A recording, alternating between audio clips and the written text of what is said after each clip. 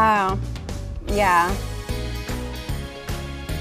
There you go. Not only that, but I mean, just the fact that you had time to get in those appointments, you know, they do. Exactly. You're like, where's my 200? Right, 2 minutes, $2. Okay.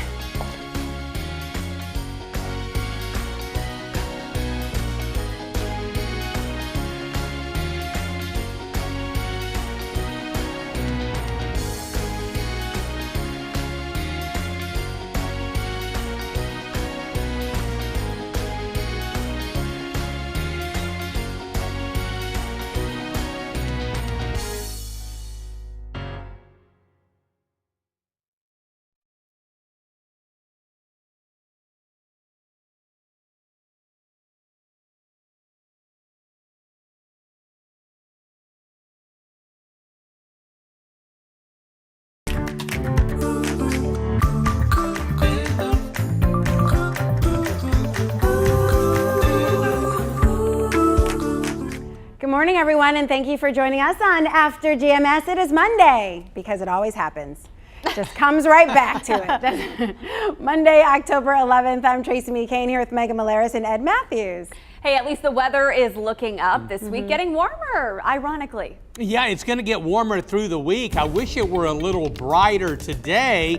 And although we could see a crack of the sun, ooh, look at this over High Point. I think these clouds are going to win out as we continue with a moist east and northeasterly surface wind across the area. A lot of clouds today, but the good news, no measurable rainfall. Now, there could be a little mist or maybe a little drizzle, but I didn't encounter any of that even out in the weather garden this morning. If you're headed out this morning, temperatures are into the low and mid 60s. We're at 64 in High Point right now. It's kind of the battle between two weather systems. We've got stubborn low pressure along the Carolina coast. I call it stubborn because it's really not going anywhere.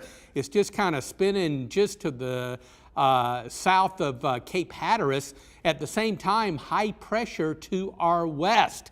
Now, the low pressure is influencing our weather for the short term, continuing that moist east and northeasterly surface wind. That's bringing in lots of clouds, but do not expect any measurable rainfall. Although the sky looks pretty threatening for today, we may even get lucky and see a spot of sun this afternoon, but I wouldn't hold my breath over that. It'll be cloudy tonight. We'll start Tuesday with a lot of clouds, but I think as we head through the day, very gradually, we'll start to see a little more in the way of sunshine, but it will likely not be until, well, Wednesday on into Thursday and Friday that we see more in the way of sunshine. I'm calling for a mostly sunny sky Wednesday, Thursday, and Friday, and with that additional sunshine, temperatures are going to be running about 10 degrees above normal for this time of year. No worries on that cold front to our west. It's starved for moisture, and it will probably just wash out or dissipate before it ever gets to our backyard. So if you don't mind some extra clouds today, it's going to be really a nice day. Low and mid 70s for highs. It'll be mostly cloudy and near 60 tonight. Little sunshine starts to peek through tomorrow, probably afternoon. I think we'll start Tuesday with a lot of clouds and then more sunshine as we go through the day. 78, and then let's call it mostly sunny for Wednesday, Thursday, and Friday. And temperatures, oh yeah, warming up into the low 80s. Friday may turn out to be our warmest day with a high of 83, and then a cold front's on the way. Wouldn't you know it?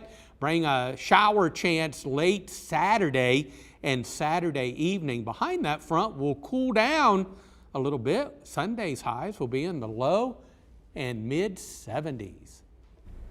All right, we will wait for the beautiful weather ahead. It's just going to be so pleasant. I cannot wait. And it might make you think, oh, let's go on a trip. Let's go here. Let's do this. And maybe you want to fly. But listen to this before you book your flight.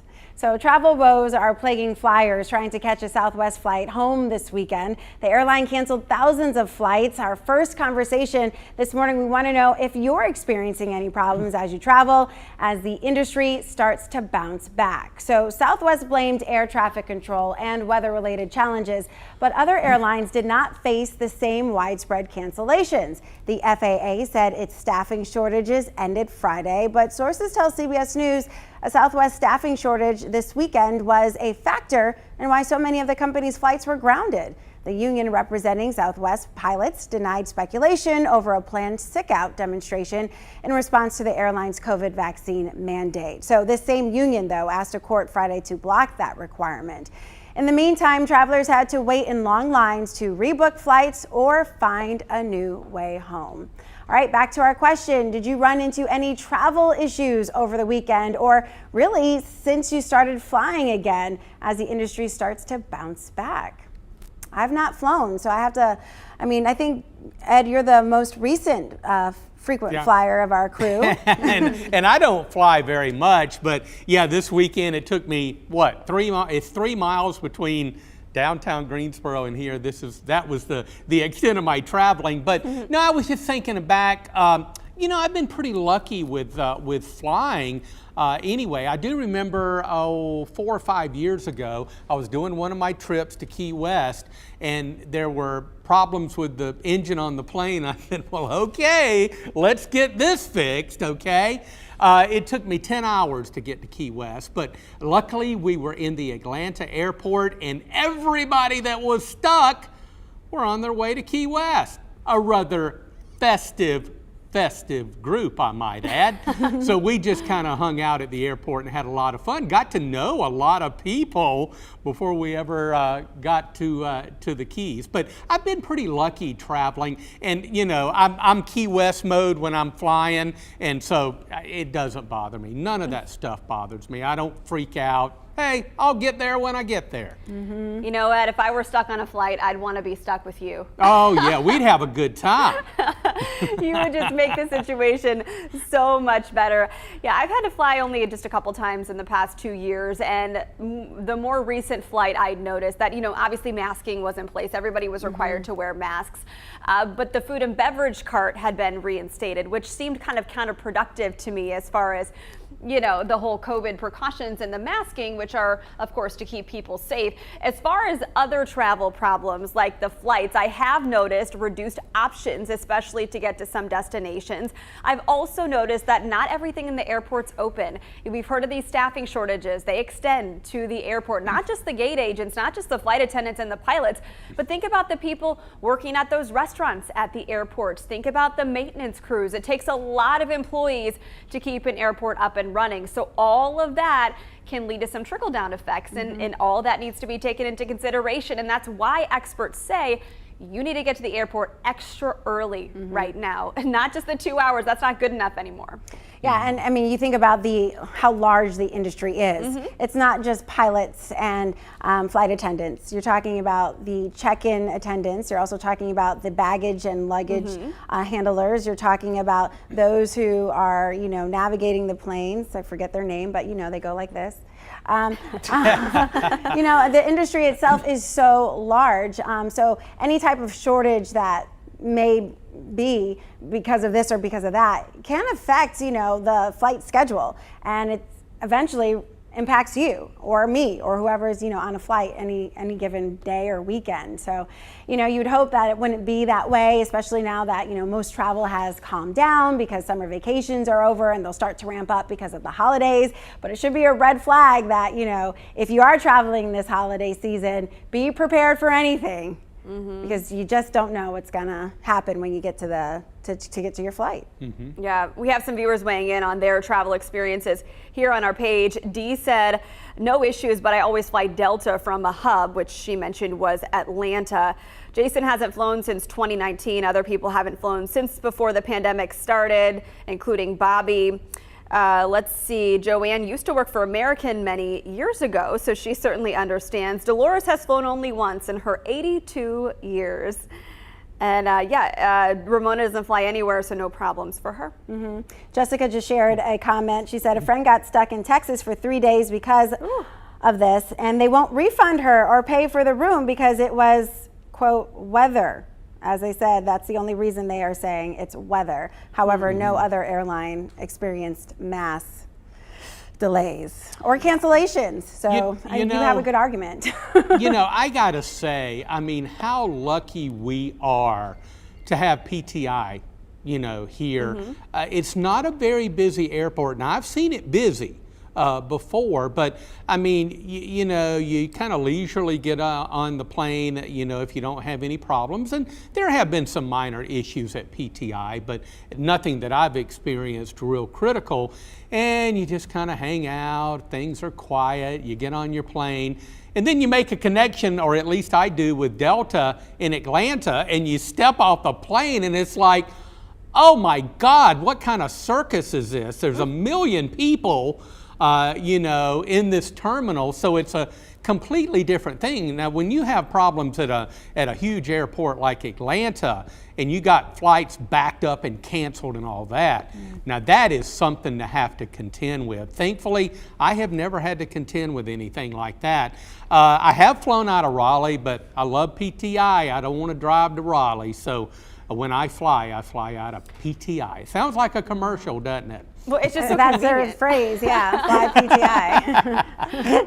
It's just convenient, right? You drive to Raleigh or Charlotte, you got to pay to park, so you have to justify maybe any cost savings you would be getting on flights versus all of that extra time and money.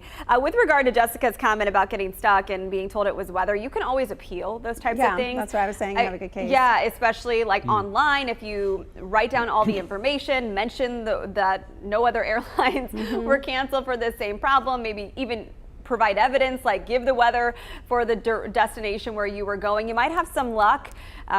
Sometimes points or a refund will just appear on your account. So you might as well try that. All right, and I know this was her friend, so just pass that along. And maybe there'll be some reprieve in the long run. All right, so let's talk about our headlines, and then we have another conversation, which is actually pretty fun. Yeah, so let's start with this. New this morning, drug maker Merck has submitted an emergency use application asking federal health officials to sign off on a pill to treat COVID-19. If approved by the FDA, it would be the first pill used to treat COVID. Currently, drugs used to treat the virus require an IV or injection. This weekend, a mass vaccine site will return to the Greensboro Coliseum. Cone Health and the Guilford County Health Department will reopen this site on Saturday, October 16th to start giving out Pfizer boosters. Appointments are required and are open to anyone who is immunocompromised, who is at high risk for COVID, and got a Pfizer vaccine at least 6 months ago. The easiest way to schedule an appointment is through Cone Health's website. UNC Chapel Hill canceled classes tomorrow to focus on mental health. In a statement, the chancellor said the mental health crisis has impacted the school's community with the deaths of 2 students in the past month. After meeting with students and faculty leaders this weekend, administrators decided to make Tuesday a wellness day, and they're encouraging students to reset and check in on one another. This week, McDonald's will offer free breakfast to teachers as a way to say thank you for their hard work during the pandemic. McDonald's will offer educators and school staff a free breakfast each day this week. All you have to do is show your school ID during breakfast hours. Last year, you might remember McDonald's offered the thank you meals to frontline healthcare workers. We are only a few weeks away from Halloween. Hard to believe how fast this season is flying. With COVID metrics finally improving, at least for now, many holiday celebrations will return this year. So how are you planning to celebrate? Go ahead and drop a comment here below, or tell us what you're wearing this year. So one viewer wrote in saying, I'm celebrating Halloween by going to Wilmington for the Ghost Walk tour on Halloween night. Another bucket list item checked off. That sounds awesome. Mark said, I'm working on Halloween. Debbie said, I plan to stay home for Halloween and give out treats. It's my birthday. Yay. I'll enjoy my 63rd birthday celebration. And check out the costume from Ani in Linwood. This scary clown will be out trick-or-treating, probably scaring the little kids. Yeah, or me. Woo! Or you. Yeah, I don't like clowns. Yeah. Not anywhere near me.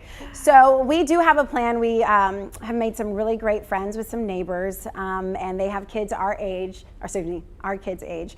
So we're all going to hang out and go trick-or-treating on that Saturday night. But somebody's got to stay behind and hand out candy if we do get trick-or-treaters. We're in a new neighborhood, so I'm not really sure how it goes down. And my neighbors are also new to the neighborhood. So we both moved in, during the pandemic after Halloween. So it's going to be a great experience. We'll just play it by ear. Yeah. You can always try the honor system, leave out the bucket with a little sign, take one. Yeah. And see how it goes. Yeah. Or I could just stay home and, or that. Get ready for bed.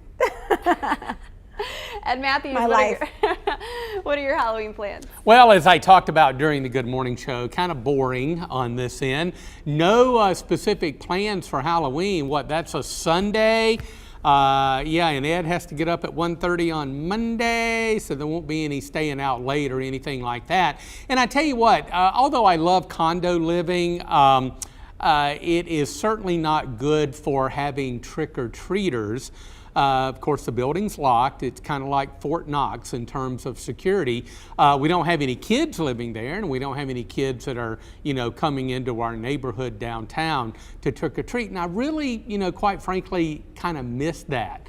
I wish, I was able to pass out candy and eat some along the way as well. But it's always adorable to see the kids all dressed up. They're so excited and so happy. I think the weather team will do our best to make sure that the weather cooperates for trick-or-treating or any activities that people may have on Halloween. Please do. Yeah. Because last year's thunderstorms were like... I remember that. Yeah, so fast and furious. So we're like, oh, well, there we go. Yeah. But we had a lot of candy to share.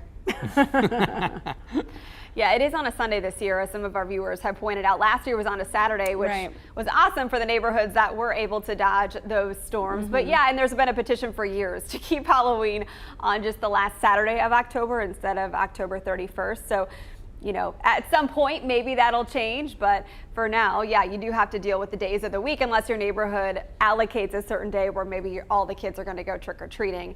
It seems like a lot of neighborhoods are getting away from trick-or-treating. We have not had a single trick-or-treater in years, even though I was really hoping to dress my son up and just take him right around the neighborhood. Yeah, you maybe still we'll do should. that anyway, Yeah. and he can just wave. I mean, he's not eating candy Yeah. at 21 months old. So we should still do that. He'll at least make some people smile. But it seems like more are going to those trunk-or-treat events that churches are hosting, or just little venues around town, like Greensboro Science Center, North Carolina Zoo. They always do at least some themes for Halloween. So there are options, There are lots of options. but it's just different from when we were kids. I don't know. Yeah, I mean, I would agree with that, but I mean, it's a different time. Yeah. It's a different day. I mean, lots of stuff are different, with life. But, I think that it's okay, as long as you're adaptable and ready to change and move with the way things are. I mean, I think it's fine. Trunk-or-treats are lots of fun, but so are, going around house to house. I guess it just depends on what you want to do and what you feel is safe and, what your kids can tolerate. Because not every child is, at every age, is good for a whole tour around a neighborhood. They're like one or two houses and they're like, okay, we're good. Yeah. So. They're done. So Joanne said she's planning on welcoming all of her neighborhood little ones that evening. She said, stop by, ! So clearly, Joanne, you have an awesome neighborhood. Jessica said the sheriff's office is doing trunk or treat in Asheboro. That's good to know. We do have a growing list of fall activities on our website, by the way, if you're watching, so we'll have to add that one. Bobby is staying home and watching horror movies Halloween night. He has a tradition of watching the original Halloween movie. And we've actually made it easier for people to find that list of activities. All you have to do is text the word boo to that number we always give out, 336-379-5775, and then you'll get that list right to your phone. So it's pretty easy to do. Everybody knows that number at this point. Say it in our sleep. Yes.